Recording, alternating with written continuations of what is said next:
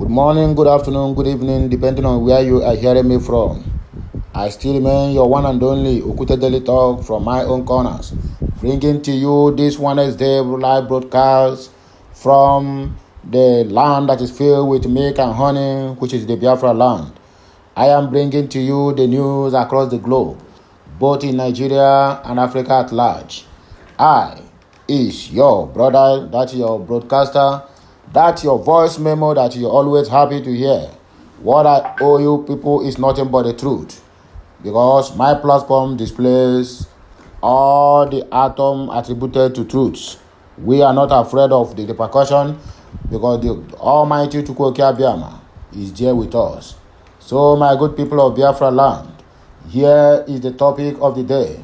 Please, before I go into the business of the day, I would like to remind us of our commitments towards the struggle of Biafrans, towards the struggle of Biafra restoration, because that has been our main object of the day.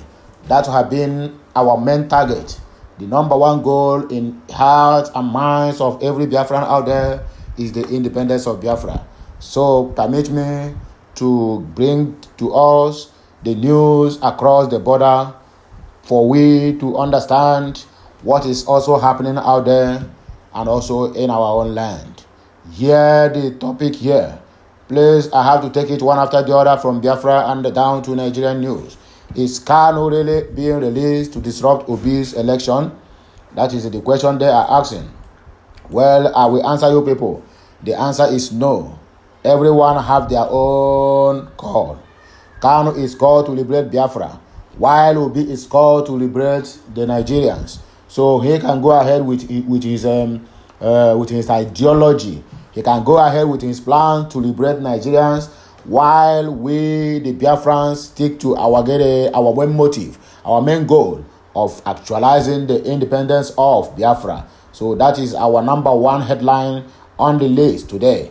Another one on my list here today is Kayamo is shameless. Only Tinubu could offer a certified nuisance appointment. Dele Mamudu is the one attacking. My question is this how people are going to make Nigeria great? I never see any atom of change. This is still the same old people, the same old wine in old wine, the same new one in old wine shell. They have nothing to offer, they have nothing to bring to the table, other than attacking one another in one social media or the other, throwing tantrums that have nothing no any contribution towards the problem that Nigeria is facing today.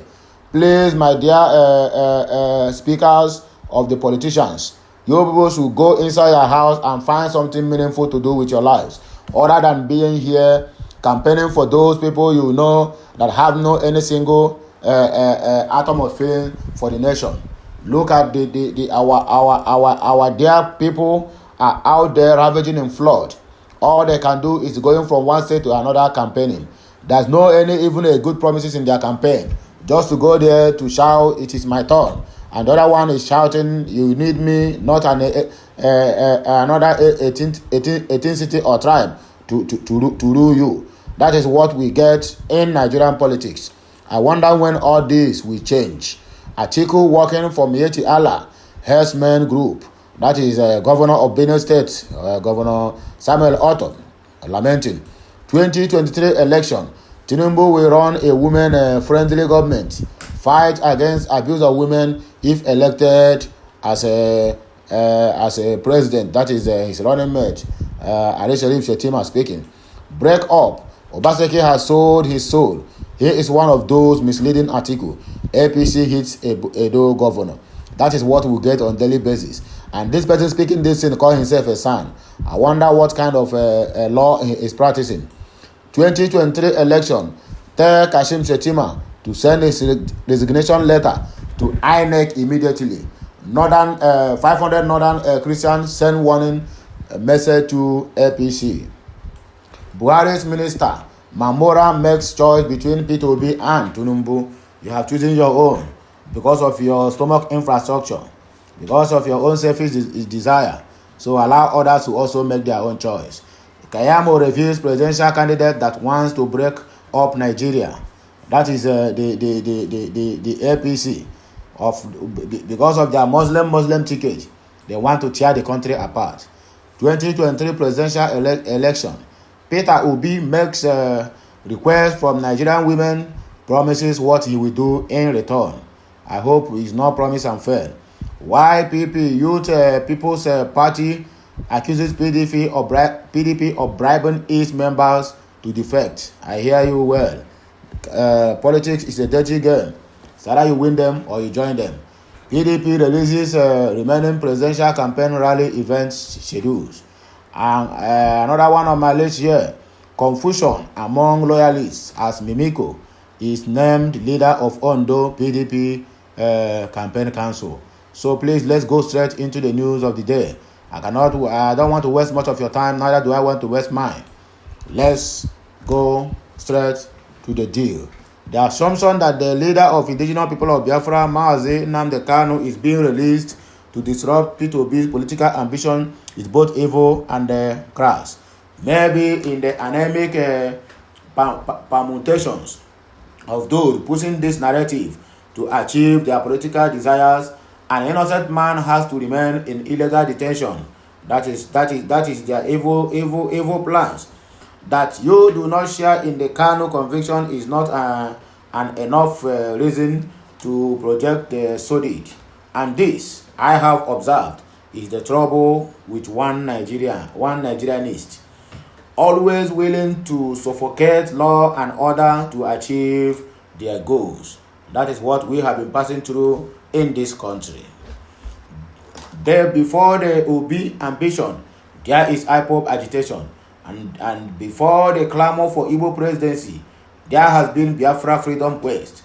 If one has to give way for the other, we should therefore, but both have been running on parallel lines. Exactly what I just said. Why stepping out of your track to stifle the other? Not as if you can do. Mazi Nnamdi Kanu doesn't stop anyone from exercising his franchise, nor does he shortchange your vote cast.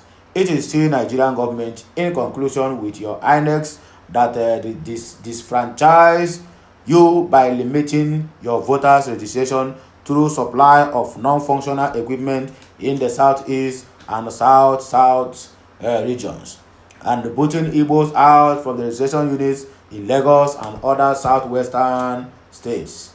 That is their plans. It is still Nigerian government that use thugs and even corrupt security operatives to disrupt voting on election days, and therefore either coerce or bribe INEC officials into doctoring of results, and when that is not sufficient, ply the Supreme Court road as typified by the Imo State gubernatorial showdown. Wherefore is Kanu the arbiter?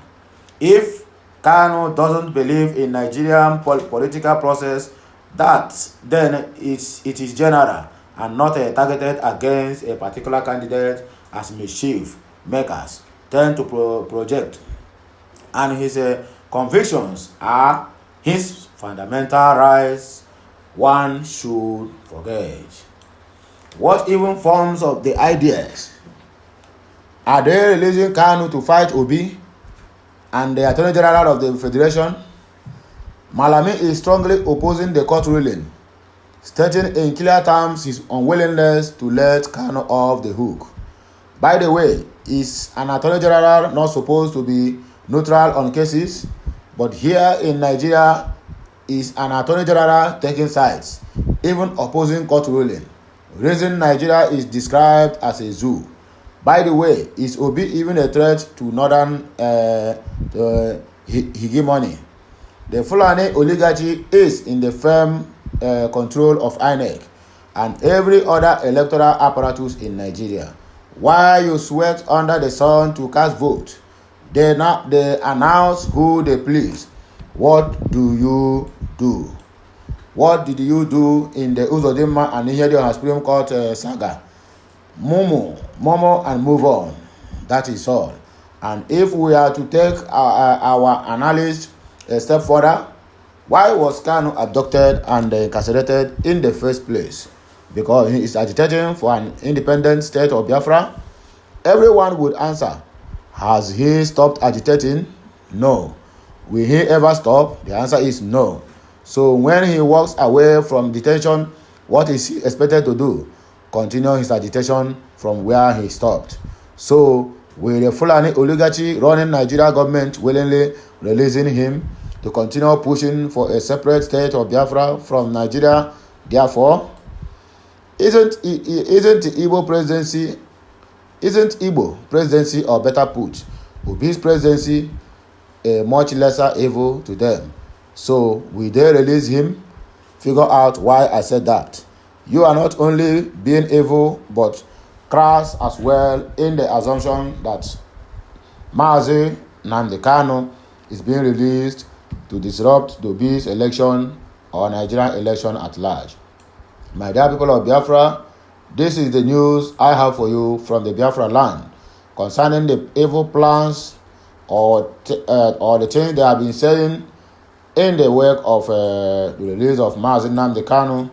Well, my general public, those who are having a different perception against Mazi Nnamdi Kanu, you people must understand this, and I keep saying it in all my broadcasts. Mazi Nnamdi Kanu is neither a troublemaker nor a murderer, nor a disruption of the public. So do not entitle him or connect him with anything that got to do with Nigerian politics, for he did not believe on it. So anyone that is saying the release of Nnamdi Kanu will disrupt Obi's ambition to become Nigerian president, that person is a typical liar. So I have made it clear to each and every one of us here, we are freedom lovers and we seek for freedom of the Biafrans. That is our main objective of the day. Governor Samuel Ortom of Benue State has accused the presidential candidate of the People's Democratic Party, PDP, Waziri Atiku Abubakar, of working with Miyetti Allah, a herdsman group with a militant strain, in what could be seen as a withdrawal of his support for Atiku Abubakar. The Benue State governor accused the PDP candidate of dishonoring him as governor and working against the interests of the Benue residents. Ortom, who is reportedly incensed over Atiku's comments on all the recent killings by suspected herdsmen in Benue State, disclosed this on Tuesday at the Chapel of Grace, Government House, Makurdi. He said it was not correct for a presidential candidate who is seeking to rule the people to say that kind of a thing. It was very wrong, and it would appear that he doesn't even reference me and consider me to be a governor of my state. According to Ortom, the former vice president has sidelined him in selecting his presidential campaign team. He said, "I am not in his campaign team. The people they appointed there, no consent from me. So I will remain on my own. But I am waiting when the election comes. We shall vote the election according to the election." Hey, this word is very, very, very, very tough.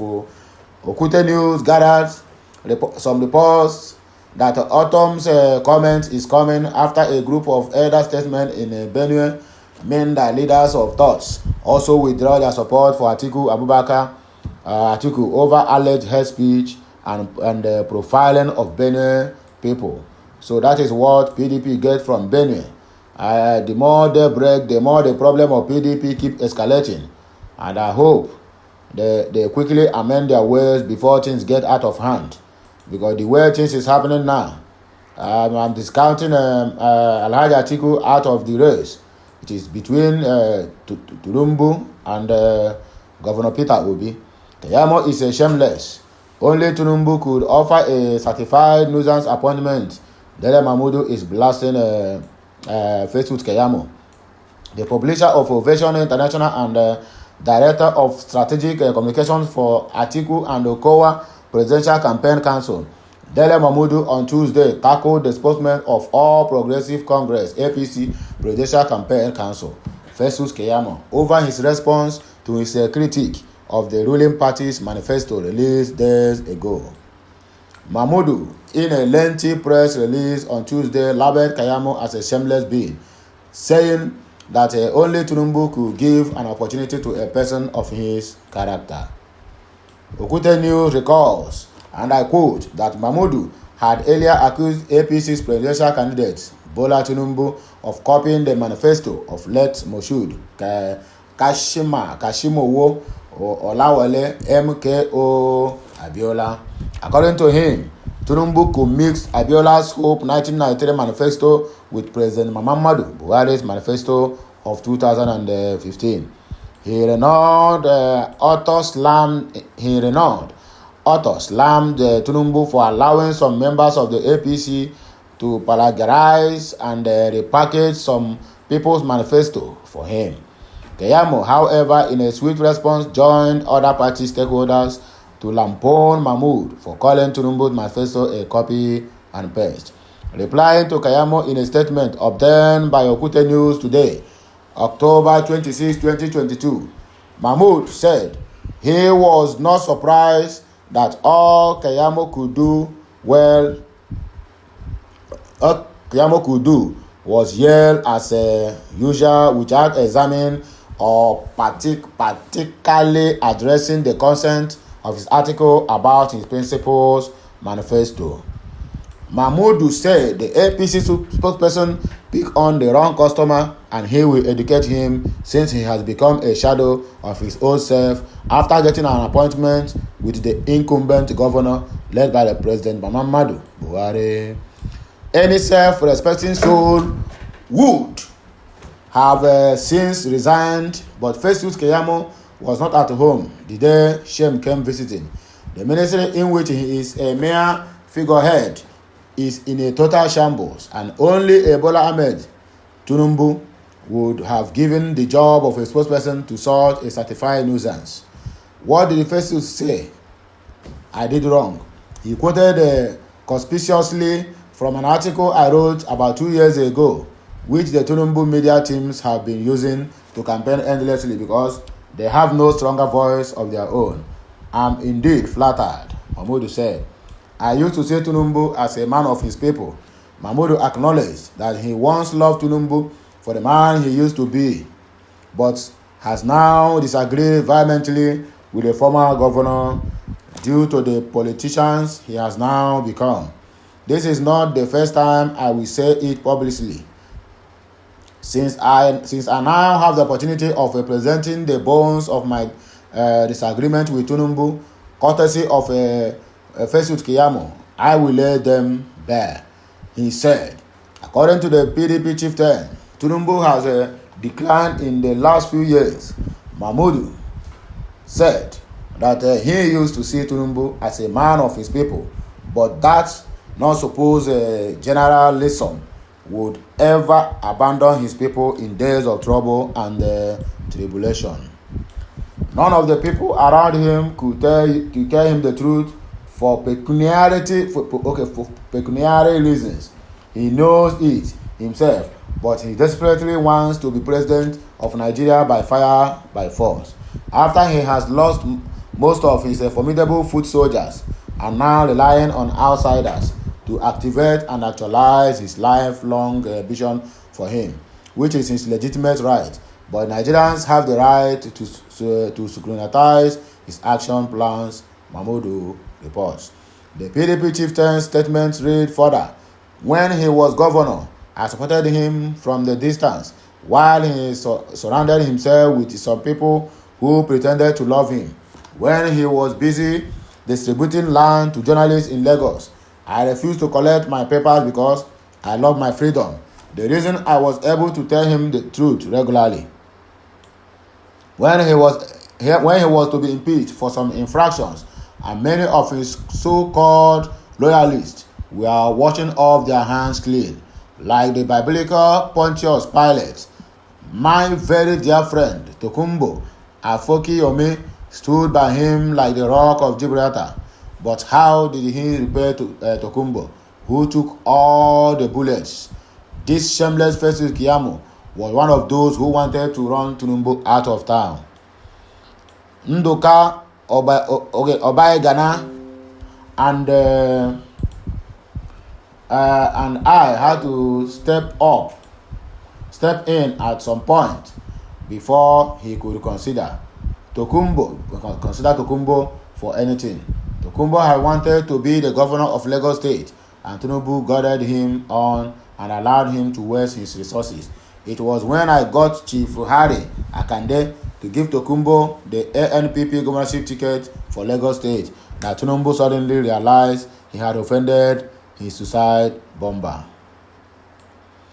During his battle to stop Dr. Abubakar Bukola Saraki from becoming the Senate president, we all saw how the younger politician outsmarted him. I had warned him to leave the gentleman alone because no one should play God. But he went ahead until the gentleman floored him effortlessly. During his egoistic battle against Governor Babatunde Raji Fasola, I wrote an article asking him not to try it because their marriage was consummated in heaven. Somehow, he backtracked, and in spite of him, Fasola continued to remain relevant in Nigerian politics. Tinubu has lost the likes of Osibanjo, Arigbesola, and Adelaja.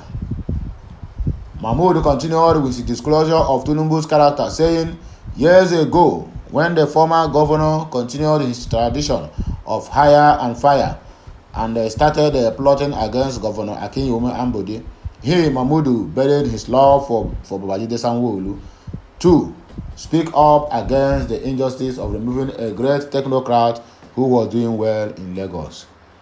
According to him, the president of Nigeria, the vice president, the governors forum, and many distinguished Nigerians begged him to no avail. He must have his ways always. The same personalities are now the people he needs and wants to make him president. Nigeria is looking for a president with compassion and competence, not an emperor.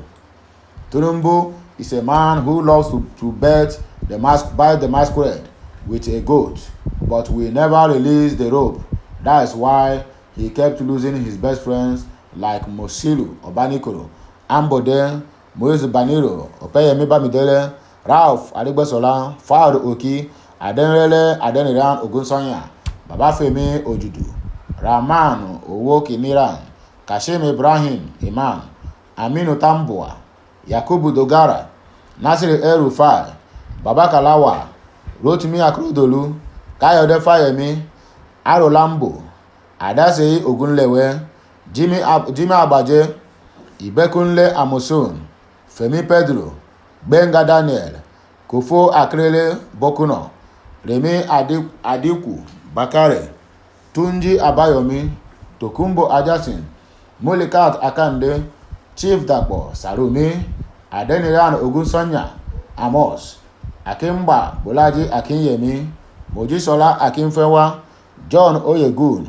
Godwin Obaseki, Yinka Odumakin, Papayo Adebanjo, Papa Abraham Adesanya, Dupe Adelaje, Toyin Fagbeyi, Papa Olehun Ajayi, Prince Digbo Eloduyin, Vice President Yemi Osibanjo, who seems to be aloof to Tinubu's campaign, and so many others, even if some of them have since reconciled due to political expediency, Mahmoud alleged. He further that Tinubu personally decimated the Pan-Yoruba group Afenifere after enjoying their massive support when we came back from exile in 1998. For Mahmoud, Tinubu's biggest sin is the fact that he went funerally quiet when APC became a totally hopeless case, just because he's hoping to inherit Buhari's structure.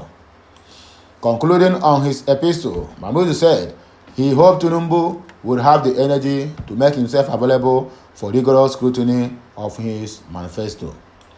He said he wants to renew what actually. He wants to turn Nigeria into another Lagos. Many of those who love him genuinely know that the demystification process has started. They wished he had not subjected himself to this agony and anguish, but they can only say so in wholesale whispers. Nigerians deserve better. I have been actively involved in politics. I hope Keyamo does not delude himself that I cannot make my own choice. I certainly have, and done so openly and boldly. Atiku Abubakar is my choice. He is not a pretender to the throne. He has persuaded his dreams with grace, good comportment, self-discipline, and uncommon equanimity. Festus and his gang keep quoting a 2019 article that I wrote. They should go and frame my other writings too. As for that political neophyte called Kayamo, he still has a lot to learn while trying too hard to be a lapdog. He should be reminded that he is still a minister of state and the Federal Republic of Nigeria, paid a taxpayer's expenses. He should learn to moderate his undue exuberance. I could go on and effectuate, but let's cool temper for now. Mahmoud ended. That is what we get in Nigerian politics. When they shall be busy displaying what their candidate will do for the people, they are out there throwing tantrum to themselves, making unholy statements that not supposed to be so, making case out of nothing, looking for some loopholes to attack the opponent. Is that what Nigeria wants at the moment? Is that how we are going to move forward? Sometimes I wonder what kind of a politics we are playing in Nigeria, whether it's a politics to grow the country or the politics to destroy the country. Imagine somebody that said he is a contender, he is a presidential campaigner that cannot come out on national TV to tell the people what I will do for other than speaking through their spokesperson. That is exactly the problem we are having today in Nigerian government, whereby the special assistant or the special aide to the president, Muhammadu Buhari, is the one telling or reading the script to the nation. Why the person that is called president can never for one day come out and tell the people, look at how it is, or even commensurate with the people that is mourning. The only thing he will do is jump in a plane. Now he's in South Korea. Why flood is taking away the people that is ruling? He never for one day come out on national TV and sympathize with those people that is ruling. And those people that is involved in all these floods. That those people who have lost over 2.5 million of 3 million hectares of land to flood with all the agricultural products in it. He can never do that. It's only Garba Shehu that will come out, or Femi Adesina that will come out and tell you that president said and why this one said. Now this is another turn. This is another one again. The presidential candidate of PDP had never come on a national TV to grant an interview and to talk to the people, other than calling the TV presenters to come his house at his comfort zone to interview him. The presidential candidate of APC, that one is no-go area. In 2 or 3 occasions that they have organized an important fact, an important gathering that he's supposed to be there, he is nowhere to be found, other than to be represented by his vice. Then the question there is the vice the one that we are going to hand over this country to, or is him the one that is shouting Emiloko is the one that is going to rule the nation? This is question that demand an answer. This is the question that Nigerians have been asking. This is the question that the poor masses on the street is busy asking on daily basis. What are the characteristics of these people that said they want to rule the nation? Automatically, they don't have anything to offer other than the copy and paste manifesto, which they can never fulfill. Let them come out and use their mouth to read those manifestos to the public, just like that of Labour Party is doing. Every television station in the country called Nigeria have been granted an interview, including CNN, including BBC, including those ones in America and UK. Let the other ones come out like that and say, not somebody coming to campaign on their behalf, to speak all this is on their behalf. Then when they become president, you will ask them about this, they tell you they never say that. It's only their party that say, or their spokesperson. Then who are you going to hold responsible? Are you going to go and look for the spokesperson to be held responsible for what is happening to the country? That is exactly where we are today as a nation. They have failed us in all ramifications. If the candidate of the presidential candidate of the APC know that he is capable of doing the job, then why not take that seat in what is they call it, in 2015, or even after the 4 years of Muhammadu Buhari, when he saw that everything is falling apart? Why can't him tell him to step down, or even comment on his government that he has been not doing well? or he have not been doing well. Rather than he said he will fit into the shoes of Muhammadu Buhari to control when he stopped. That means Nigeria is about to crash. And that is exactly where we are heading to now. So my dear people of Biafra, my good people of Nigeria, my dear people of Africa, this is where I am bringing this broadcast to. Because I know that you always like to listen to my broadcast. Always bear in mind that this struggle, we are not going to give up. We are going to continue from where we stopped until the last whistle. And that is where we stand. Until I come your way again, I still remain your one and only Okute Daily Talk. I am signing out. Please remember the culture. Like my comment, share, comment, and also invite your family and friends so that they all will be part of this moving train. We are moving at the right direction. I will be back in no time. Please listen to this. Do not bypass it. Pass it on to your brothers and sisters and families and friends.